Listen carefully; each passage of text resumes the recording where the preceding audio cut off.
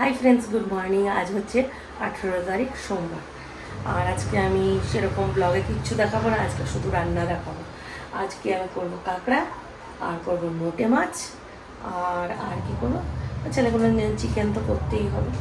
তো এই দুটো রান্না দেখাবো। আর দেখি কোনো রকম যদি সবজি বানাই তাহলে অবশ্যই দেখাবো। ভাবছি কচুর লতিটা করি, দেখা যাক। যদি কচুর লতি করি চিংড়ি মাছ দিয়ে তাহলে সেটাও তোমাদের সঙ্গে শেয়ার করবো। আজকে শুধু রান্না বান্না, কারণ আমার কাছে সময় খুব কম। চিন্টু আসবে একটার সময় খেতে, তার মধ্যে আমাকে রান্না করতে হবে। তা আমি যদি বেশি কথাই বলতে থাকি তাহলে আমি আর রান্নাটা কমপ্লিট করতে পারবো না। তো আমি এখন রান্নাটা দেখিয়ে দেবো, পরে ভয়েস ওভার দিয়ে দেবো। তো চলো রান্নাগুলো শুরু। আসলে ফ্রিজটা আমাদের অনেক ছোট, তো সব একসঙ্গে রান্না না করলে না নষ্ট হয়ে যাবে, ওই জন্য রান্না করছি। কালকার দিনটা তো সারাদিন ঘুরে ঘুরেই পেরিয়ে গেল, রান্না বান্না কিছু হলো না। সবজিগুলো সব বাইরে রাখা আছে, ফ্রিজে রাখতে পারিনি। এটা নোটে মাছটা নুন হলুদ মাখবো, এটা কাঁকড়াটাও নুন হলুদ মাখবো।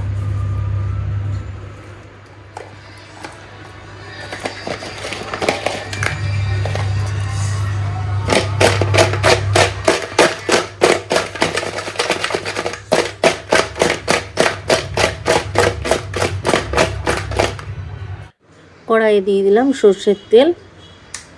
এবার কাঁকড়াগুলো লাল লাল করে ভেজে নেব।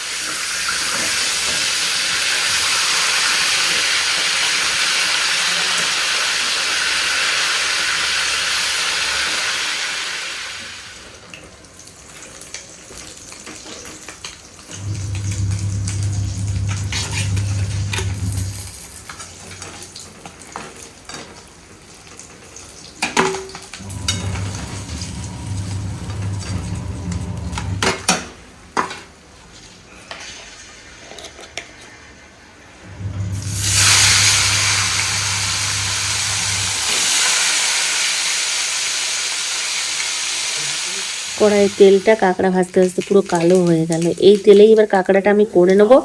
তো তেলের মধ্যে ফোড়নে দিয়ে দিলাম জিরে, শুকনো লঙ্কা, তেজপাতা। তারপরে দিয়ে দিলাম আলু, লম্বা লম্বা করে কেটে রেখেছি। সেই আলুগুলো আবার লাল লাল করে একটুখানি ভেজে নেব। আদা রসুন আর পেঁয়াজ বাটা দিয়ে দিলাম এর মধ্যে 2 চামচ।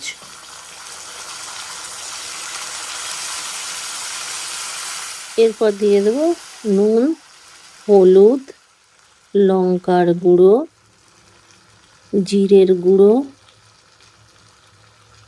দিয়ে দেবো সামান্য একটু ধনের গুঁড়ো। মশলাটাকে ভালো করে এবার কষিয়ে নেব।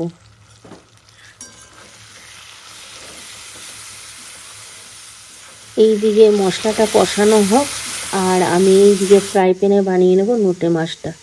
নোটে মাছটা বানানোর জন্য আবার সর্ষের তেল দিয়ে দিচ্ছি ফ্রাই প্যানের মধ্যে। ফোড়নে দিয়ে দিলাম আবার আগের মতন জিরে, শুকনো লঙ্কা, তেজপাতা। কেটে রাখা পেঁয়াজ দিয়ে দিলাম। এদিকে মশলাটা তেল ছেড়ে দিয়েছে, এর মধ্যে এবার দিয়ে দেব জল।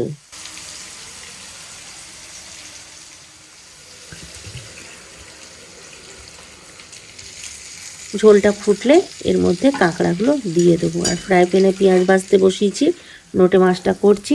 পেঁয়াজটা ভাজা হয়ে গেছে, এর মধ্যে দিয়ে দিচ্ছি আদা রসুন পেঁয়াজ বাটা, সাথে গুঁড়ো মশলা, নুন, হলুদ, চিনি, লঙ্কার গুঁড়ো, ধনের গুঁড়ো, জিরের গুঁড়ো সব দিয়ে ভালো করে কষতে বসিয়ে দিলাম।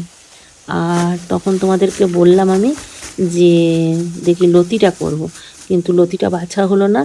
প্রায় 12:30 পৌনে 1টা হয়ে গেল। এবার চিন্টু চলে আসবে, তাই ভাবলাম এই পুঁই মিটুলিটা আনা হয়েছে, এটাই সর্ষে বাটা দিয়ে করে দিই। এদিকে ঝোলটা ফুটে গেছে, দিয়ে দিলাম কাঁকড়া। এই কাঁকড়াটা নোটে মাছটা হয়ে গেলেই আমার শান্তি। এই দুটো দিয়ে চিন্টুকে খাবার দিয়ে দেবো। আর পুঁই মিটুলিটা বরং পরে হলেও অসুবিধা নেই।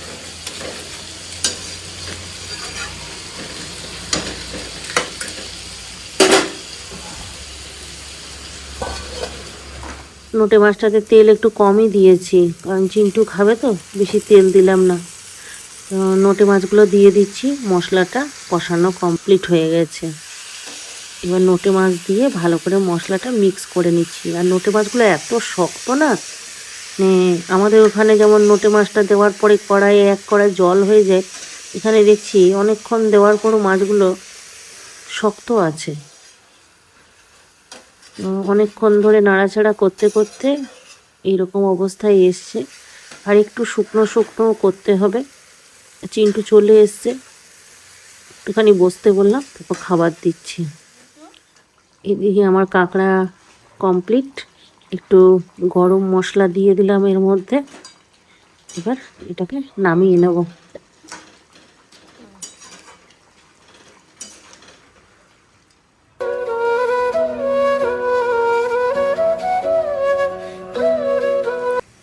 নোটে মাছটা এখনও কমপ্লিট হয়নি, আর একটু ভাজা ভাজা করবো। টমেটোগুলো গলেনি, টমেটোগুলো যতক্ষণ না গলছে আর একটু ভাজবো। কিন্তু চিন্টুর সময় নেই, ওকে তাড়াতাড়ি বেরিয়ে যেতে হবে, ওই জন্য চিন্টুকে আমি খাবার দিয়ে দিলাম।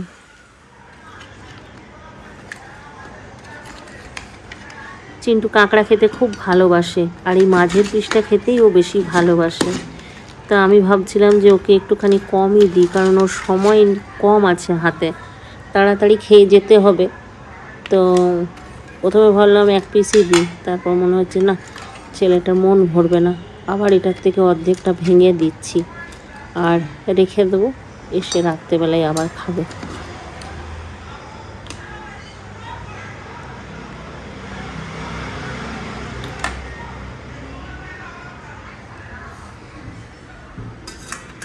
চিন্টুকে খাবার দিয়ে চলে এলাম।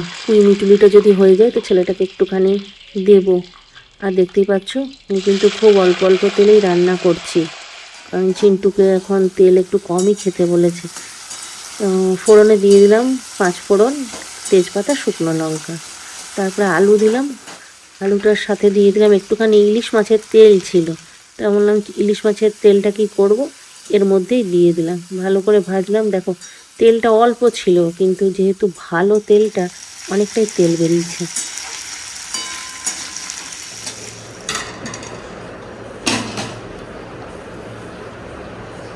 দেখ নোটে মাছটা হয়েছে আমাদের ওখানের মতন।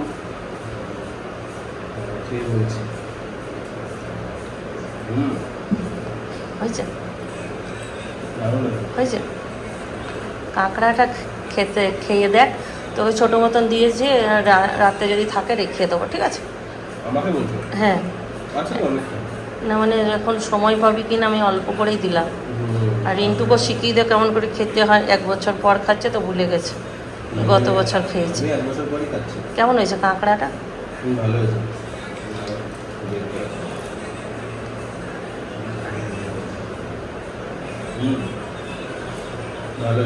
ভালো হয়েছে, খাও। মিটুলিগুলো ভালো করে বেছে ধুয়ে একটু ছোটো ছোটো করে কেটে নিয়েছি। একটু নষ্টও হয়ে গেছিলো, কিছুগুলো বাদ দিয়ে ফেলে দিলাম। আলুটা ভাজা ভাজা হয়ে গেছিলো, ওর মধ্যে মিটুলিটা দিয়ে ভালো করে ভেজে নিলাম। এরপর একটু হলুদ, একটু নুন, একটু চিনি দিয়ে একটু সর্ষে বাটা দিলাম, ভালো করে কষিয়ে নিয়ে জল দিয়ে দিলাম।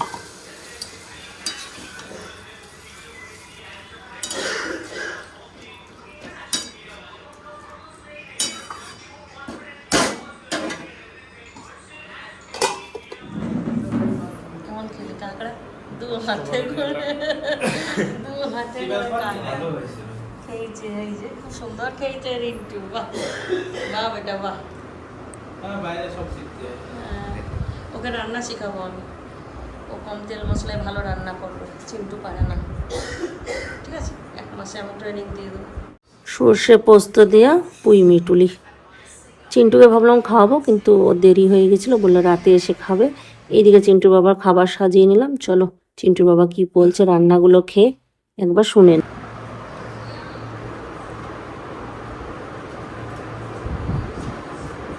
কেমন মোটা মাছটা? এখানে জল বেরোয়নি 1 ফোঁটা মাছটা, ওখানে যেমন 1 কড়াই জল হয়ে যায়, এখানে একটুও জল বেরোয়নি। এখানে ভেজে করলেও আমার মনে হয় ভালো হতো। সমস্ত কাজ কমপ্লিট করে ঘরে স্নান করে ঠাকুরকে 2টো ধূপকাঠি দেখিয়ে তারপর আমি খেতে বসলাম, নিজের দায়িত্ব পালন করলাম, ছেলে স্বামী সবাইকে খাইয়ে ঘুম পাড়িয়ে দিয়েছি। আমার একটু দেরি হলেও অসুবিধা নেই। আমার যদি কেউ না খেয়ে বসে থাকে না, আমার খুব টেনশন হয়। চিন্টুর বাবা বলছিল যে আমি খাবো না, থাক একসঙ্গেই খাবো। আমি জোর করে ওকে বললাম যে না, খেয়ে নাও, আমার দেরি হবে। 4টে বেজে গেল, ওরা খেয়ে এখন শুয়ে আছে, আর আমিও খেয়ে নিই, তারপর একটুখানি রেস্ট করব। রান্নাগুলো সত্যি সবগুলোই ভালো হয়েছে। তাহলে চলো, আজকাল ব্লগটা আমি এখানেই শেষ করছি। সবাই ভালো থাকো, সুস্থ থাকো। Tata, bye bye.